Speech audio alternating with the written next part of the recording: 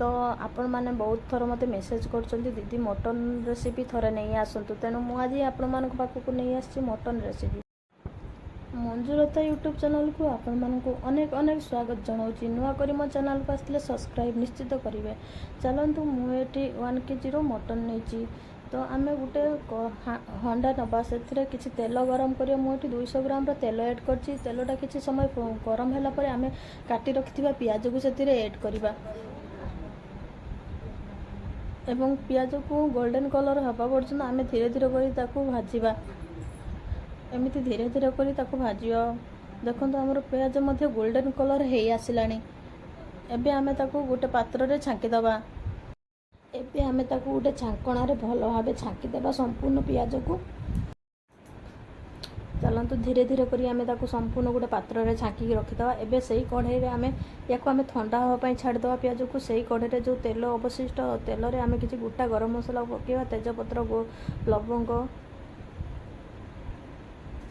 आमे किछि पकेबा तापर आमे ताको भल भाव एमिति गुळेई देबा मसलाटी भल भाव भाजी गला पर आमे सेतरे थिबा मटन को जो धोई के रखिथिबा मटन को आमे सेतरे पकेबा पकेई ताको मटन को भल भाव आमे भाजीबा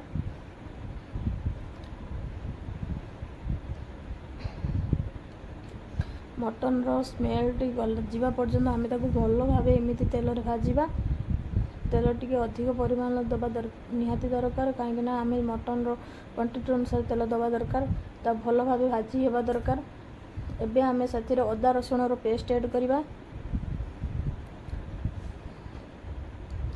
एवं ताको भल भाव मध्य गुळेइबा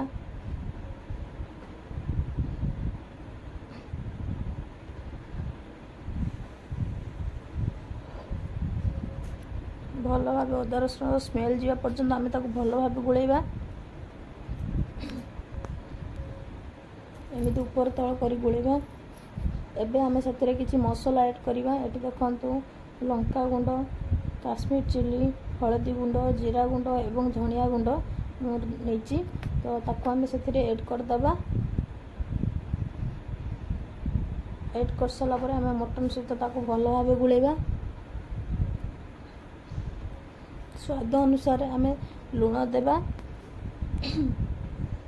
लुण देवा को टोटाली भूलिबे नहीं स्वाद अनुसार लुण पकेबे नहले तो जानिथिबे तो रेसिपी केमिति लागिवो तो आमे सब प्रकार मसला दे साला पर आमे ताको भल भाव गुळेइबा एथिरे आपण माने चाहिने टमाटो पेस्ट ऐड दे परिबे नहले दही मु एठारे ऐड करछि तो दही देले तार फ्लेवर बहुत भल होई थाए एवं ग्रेवी मध्य बहुत सुंदर भाव होता है खाइबा को मध्य सेते टेस्ट होता है चलतु आमे ताको भल भाव गुळेई देबा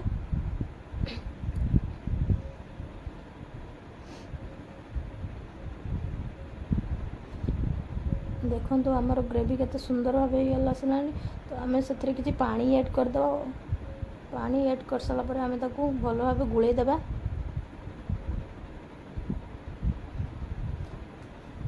देखंतु गोळेई साला पर आमे ताको आधा घंटा पई फुटिया पई छाड़ी दबा मीडियम फ्लेम रे फुटेबा एठी गुटे पात्र डी नबा पात्र रे किछि गोटा गरम मसला जीरा लवंग दालचीनी बड़ लवंग गोलमरीच मीठा काठ सब प्रकार मसला को मुनेगी एथिरे किछि टिके हल्का परिमाण रे आमे भाजी दबा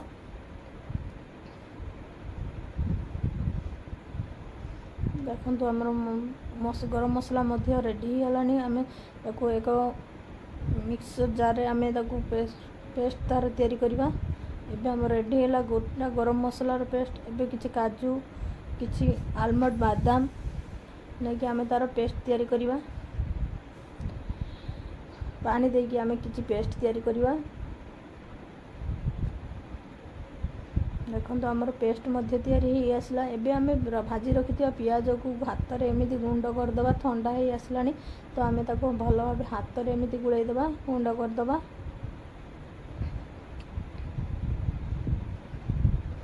एबे आमे जो गुड़ाई रखिथिबा मटन को आमे सेथिरे पकेइबा देखंतु केते सुंदर भाव फुटुची आम मटन तो चलतु आमे सेथिरे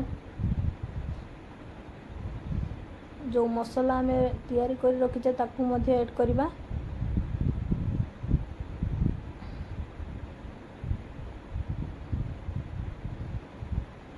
ତରକାରୀଟି ଆମର ଭଲ ଭାବେ ଫୁଟିଗଲାନି। ଏବେ ଆମେ ପିଆଜ ପ୍ରଥମେ ଏଡ଼୍ କରିବା। ପିଆଜ ଦେଇ ସାରିଲା ପରେ ଆମେ ତାକୁ ଭଲ ଭାବେ ଗୋଳେଇ ଦେବା। ଏବେ ଆମେ ଯେଉଁ ପେଷ୍ଟ ତିଆରି କରିଥିଲେ ତ ତାକୁ ଆମେ ଦେବା। ତାକୁ ଦେଇକି ଆମେ ଭଲ ଭାବେ ଗୋଳେଇ ଦେବା।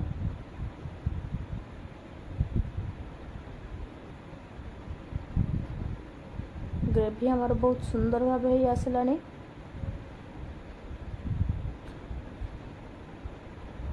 ଏବେ ଆମେ କିଛି ପାଣି ସେଥିରେ ଏଡ଼୍ କରିବା। ଆପଣମାନେ ଚାହିଁଲେ ଗରମ ପାଣି ମଧ୍ୟ ଏଡ଼୍ କରିପାରିବେ। ଚାଲନ୍ତୁ ପାଣି ଦେଇ ସାରିଲା ପରେ ଆମେ ତାକୁ ଭଲ ଭାବେ ଗୋଳେଇ ଦେବା।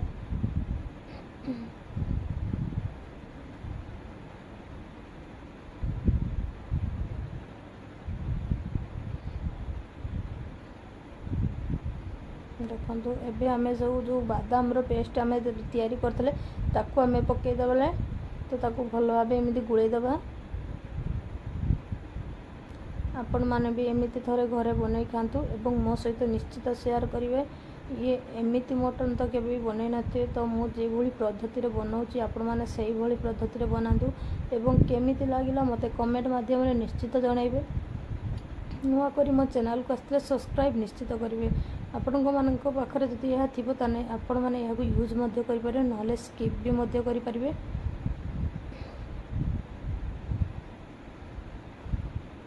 ତ ତାକୁ ଦେଇ ସାରିଲା ପରେ ଆମେ ଭଲ ଭାବେ ଗୋଳେଇ ଦେବା ଏବଂ 15ରୁ 20 ମିନିଟ୍ ପାଇଁ ତାକୁ ଘୋଡ଼େଇ ଦେବା। ଏବେ ଆମର ରେଡ଼ି ହେଇଗଲା ମଟନ୍ କରି। ଦେଖନ୍ତୁ କେତେ ସୁନ୍ଦର ଭାବେ ରେଡ଼ି ହେଇ ଆସିଲା। ଏବେ ଆମେ ତାକୁ ଗୋଟେ ପାତ୍ରକୁ କାଢ଼ିବା। ଏବେ ସମ୍ପୂର୍ଣ୍ଣ ଭାବେ ଆମର ରେଡ଼ି ହେଇଗଲା। ଆପଣମାନେ ବି ଏମିତି ଘରେ ବନେଇ ଖାଆନ୍ତୁ ଏବଂ ମୋ ସହିତ ନିଶ୍ଚିତ ସେୟାର କରନ୍ତୁ। ନୂଆ କରି ମୋ ଚ୍ୟାନେଲକୁ ଆସିଥିଲେ ସବସ୍କ୍ରାଇବ୍ ନିଶ୍ଚିତ କରିବେ। ଏହାକୁ ଆପଣ ଭାତ, ରୁଟି ଯେଉଁଥିରେ ବି ଚାହିଁଲେ ଆପଣ ଖାଇପାରିବେ। এইଭଳି ନୂଆ ନୂଆ ଭିଡ଼ିଓ ଦେଖିବା ପାଇଁ ମୋ ଚ୍ୟାନେଲକୁ ସବସ୍କ୍ରାଇବ୍ କରନ୍ତୁ, ଲାଇକ୍ କରନ୍ତୁ, କମେଣ୍ଟ କରନ୍ତୁ। ଆପଣଙ୍କର କ'ଣ ମତାମତ ଅଛି ମୋତେ ନିଶ୍ଚିତ ଜଣାଇବେ। ସେ ପର୍ଯ୍ୟନ୍ତ ମୁଁ ରଖୁଛି। ନୂଆ କରି ମୋ ଚ୍ୟାନେଲକୁ ଆସିଥିଲେ ସବସ୍କ୍ରାଇବ୍ ନିଶ୍ଚିତ କରିବେ ଏବଂ ଅଲ୍ ନୋଟିଫିକେସନ୍ ଘଣ୍ଟି ପାଖରେ ଥିବା ଘଣ୍ଟିକୁ ଆପଣ ଦବାନ୍ତୁ ଏବଂ ଅଲ୍ ନୋଟିଫିକେସନ୍ରୁ କ୍ଲିକ୍ କରନ୍ତୁ।